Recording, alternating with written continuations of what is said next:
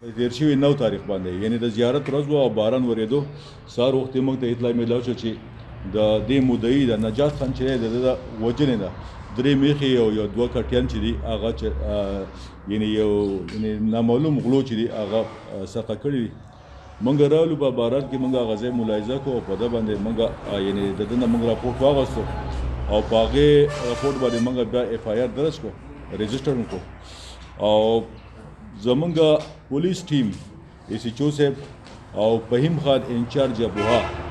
او شهریار خان زمونږ د انویسټیګیشن وینګ تاڼهدار چې دی او زمونږ نور د پولیس ټیم ملګري چې وو هغه یو انتهایي یو بهترین سټرګل شروع کړو د هغې ټایم نه او موږ د سی سی ټي وي کیمرو په ذریعه باندې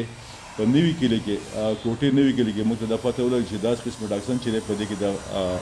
میخې چې دي هغه وړلی شوي دي. نو موږ هغه د ټیکنیکل یعنی ذرایعو په ذریعه باندې او دغه رنګې د مخبر په ذریعه باندې موږ دې دغه ته ورسېدو چې د میخې چې دي د الډن ډیرې ته وړلی شوي دي او هلته کې یعنې فضل آباد نومې ځای دی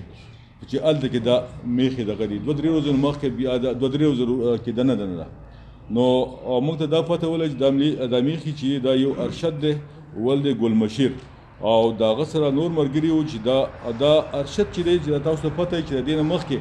د ارشد ولد ګلمشیر دی د فتیپور اوسېدونکی دی او دی اوس موجوده چې دی هغه په ساړوشاه تخبیه کې اوسېږي دی تقریبا یو 2 میاشتې مخکې هم موږ په 3 میاشتو کې نیولو او دا قسمه یعنی روزګار دی. د دې نه علاوه په ده باندې په مردان کې په بټخیله کې به ده باندې نور هم کیسونه دي. نو موږ یعنی د مخبر په ذریعه باندې دې ته ورسېدو چې موږ د دې زنده میخې چې دا ارشد او د هغه سره یو لقمان دی یو کامران دی یو سلمان دی او د دې د فلان نوم دی بخشي کریم نومې دی او دا د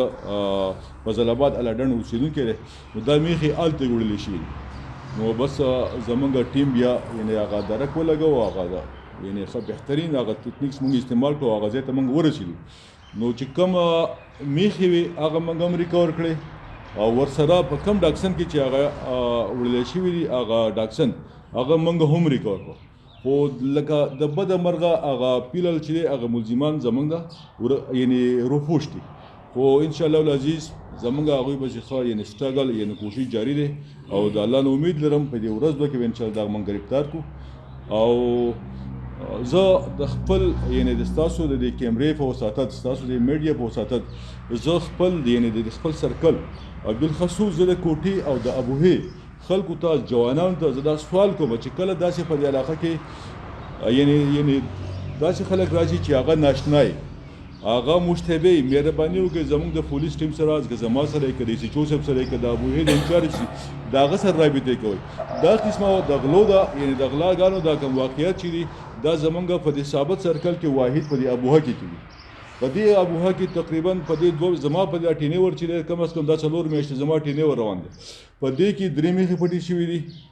دغه رنګې یو غوا او یو ورسره بچی دا د یو ملګري نه پټې شوي دي یو غوا یو بچی چې دی د هغه سره د بل نه پټې شوي دي او دا 3 میخې چې وي سره د 2 بچو یعنی دا یعنی نورې پټې شوي. نو زه حیران یم دا یو آسان ټارګټ دی چې دا خلک راځي او دلته کې دا کوي. نو زه د دې خلکو نه د خپلو وروڼو نه دا زه ګیله لرم چې یاره تاسو دونه پورې یو سره تاسو یو دغه نه کوئ چې زموږ سره تاسو په هغې تعاون وکړئ کوآپریشن وکړئ چې زموږ ایس ایچ او ته یا ما ته یا زموږ د یو ټیم سره تاسو امداد وکړئ چې دا قسمه کسان چې دي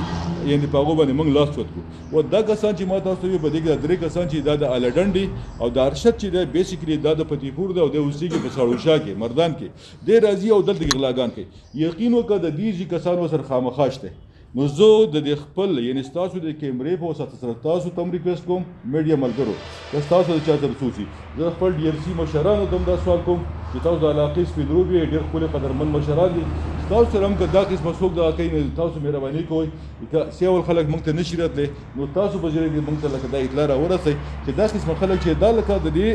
یعنې د دې کلي سړي پکې خامخا ملوث دي. دا ډي اس پي صاحب چې کومې خبرې وکړې د دې نه دا معلومیږي چې یاره د بریکوټ پولیس چې دي دا الرټ دي او د دې علاقې په خدمت کې شپه ورځ انشاءالله چې دوی چې دي نو مصروف دي. زما دلته 1.5 کال شو او زه د نور سوات د پولیس نشم ویلی او د بریکوټ پولیس چې دي نو دوی زما سره د دواړو تاڼو هکه رشم موضوع تاڼه ده او هکه د غلیګي تاڼه ده نو دوی زما سره په هره مسله کې ولاړ دي ما سره کوپریشن کړی دی هغه که د علاقې امنامان دی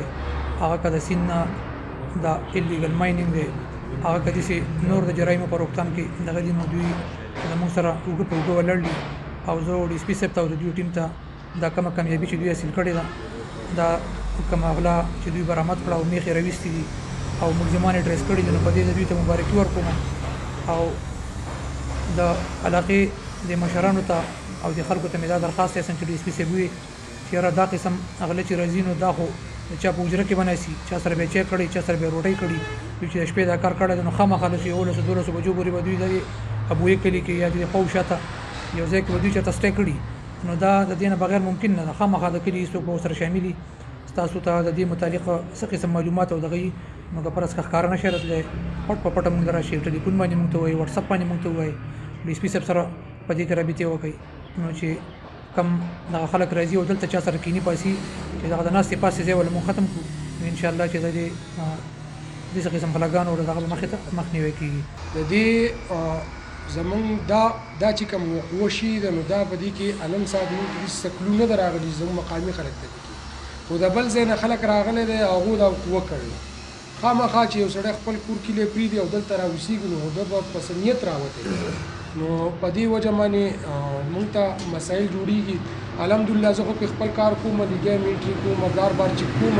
خو بیا هم زه دې خلکو ته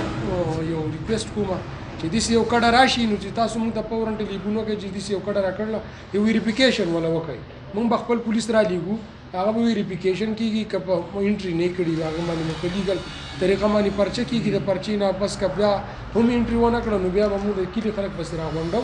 نو هغه به د کلي نه اخوا چې د بل طرف ته ویلیږو چې موږ ته مسایل نه جوړېږي چې یو سړی روغي راشي انټري وکړي خپل ویریفیکیشن وکړي هغه چېرته هم غلا نه کوي خو دا خلک چې دا په دغه جامه کې راشي موږ ته مسایل جوړ کړي اوس دا 3-4 ورځې موږ ته چې کم ټینشن او کم شپه ورځ موږ روم کړه الحمدلله موږ ته خو په خدای پاک کامیابي راکړه خو لکه د دې نه مخکې هم دا 2 میاشتې مخکې هم دې پولیسو نیولي خپل وس کړه خپل هغه محنت یې کړه بیا زمونږ د مدعیانو ته هم زما لږ ریکویسټ دی چې تاسو دومره زر روغه مه کوئ لږ دا سړی په دې جیل کې لږ ایسیار شي نو بیا به موږ ته هم لږ اساني شي نو دوه سره زر روغه وکړي دا راوځي هغه خپل کار نه پرېږدي و 2 میاشتې مخکې دوی دلته نیول شي په دې تاڼه کې خیر برآمدګي هر څه ته شي ده خو هغه مدعي ورسره روغه کړله بیا راووتل بیا راته وقوع وکړه نو زما خاص کر دی خپل مدعیان کم د چا نه چې څه وقوع وشي او غلط راشي نو چې دوی سره زر تر زر روغه نه کوي